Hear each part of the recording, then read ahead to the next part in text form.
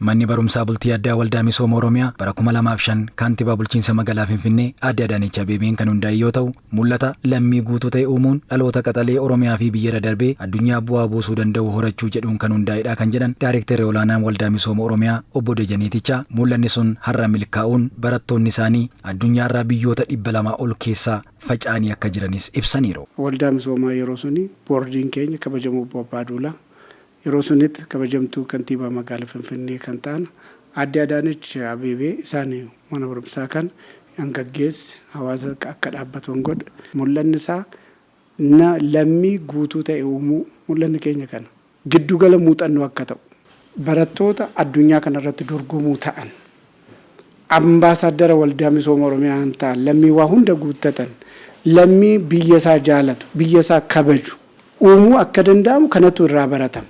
Akka Obbo Dajaneen jedhanitti manni barumsaa isaanii barattoota 122 keessaa 73,500 ol fiduu himanii qabxii olaanaa akka biyyaatti galmaa'e 591.6 mana barumsaa bultii addaa waldaa misooma Oromiyaa damee Adaamaarraa ta'us ibsaniiru. Obbo Dajaneenitti dabaluun maddi milkaa'ina keenyaa hooggansaa hanga barataatti yeroo keenya sirnaan fayyadamuudha jedhanii yeroo har'aa manni barumsaa isaanii qulqullina barnootaa mirkaneessuura darbee giddugala muuxannoo ta'aa jiras jedhan. Maddi milkaa'ina keenyaa yeroo keenya nuti barattoonni keenya barsiisonni keenya gaggeessitoonni mana barumsaa sun yeroo keenya akka hanqisaasofni goonee itti fayyadamuu keenya milkoofneerra.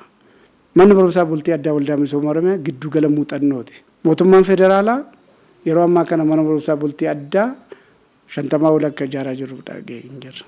Kunis maddi kunas madda imaammataatiif ta'eera. Kana biyyaan guddisu.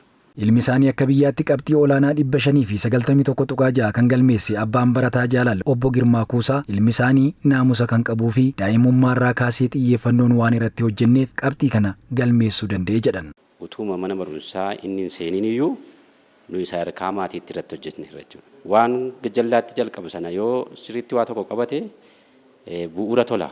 Darbee immoo itti fayyadama yeroo isaatti baay'ee hojjenneerra jechuudha. Kan immoo yeroo baay'ee dubbisuma irratti agarra waan ta'eef amala inni qabu amala nama dhaga'u amala yoo dheekkamne illee callisuu malee deebinumatti hin deebisu. Barataa Qaxaleen Jaalala Girmaa qabxii olaanaa akka biyyaatti 591.6 galmeesse. Gama isaatiin qabxiin galmaa'e kun bu'aa daa'imummaa kootti maatiin xiyyeeffannoon irratti hojjetaniin kan argamedha jedheera. Dubbisuu waggaa tokkootiin yookaan immoo hard workingii waggaa tokko waggaa lamaatiin tattaaffii qofaan dhufuu kan danda'u miti. Durumaa kaasee beeksisa sirriitti qabadhe yoo ture sababa turee fi milkaa'ina kana argeera jedhee yaada.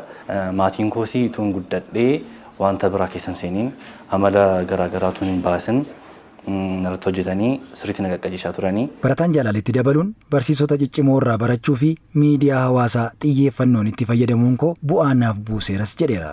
Barsiisota gaggaarii irraa barachuun koo baay'ee kan toopikoota baay'ee salphisee ilaaluu godheera. Kilaasii keessas gaafa barannu fi callisnee barsiisaa teenyee dhaggeeffannu barsiisaatti nagaa fi nan gaafadhaa deebii nan deebisaa barsiisaanis na gaafata. Sooshaal miidiyaa of balleessuuf itti fayyadamuu danda'a of ijaaruuf itti fayyadamuu danda'a. What type of learner akkaataa sana adda baafadhaan jedhanii ani baay'ee fakkeenyaaf visual learning dha.